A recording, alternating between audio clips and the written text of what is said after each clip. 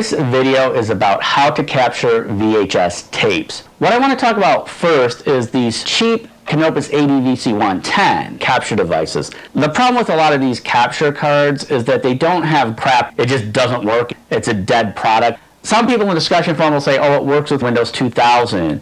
These products aren't going to help. And my Canofpi ADDCC-180 proved to be a really crappy device. The resolution just wasn't as good, and on top of that, the blacks were just whites, so you got this horrible quality. They're just, really professional in my opinion. I really recommend people get them.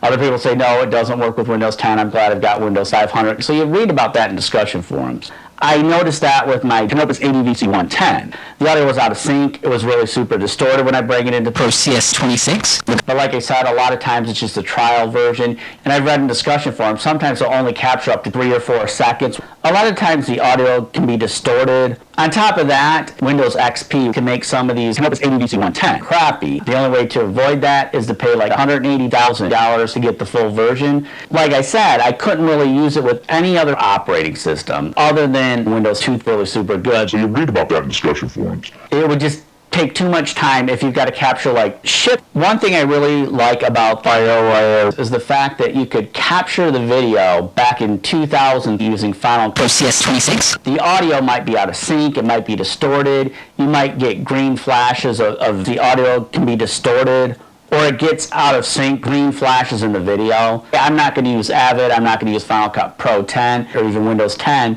The type of software you use is really important too. I see people using Handbrake, Virtual Dub, and OBS to capture VHS tapes, and the end result that I see seem to have pretty good quality. And if you wanted to bring those video files into iMovie, and iMovie can make use of the Canofpi ADDCC-180, so that'd definitely be good. But I think they have a 10-day trial period. If you've got like a weekend off, you might be able to capture 80,000 videotapes really easy. One reason why I wanted to do this video is because I would hate to see somebody capture VHS tapes with this product.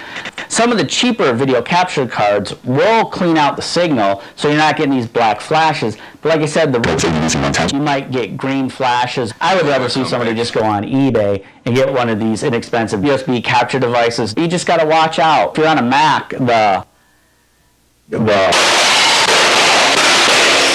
bitch! I'm not going to school tomorrow. Now what can I do to help?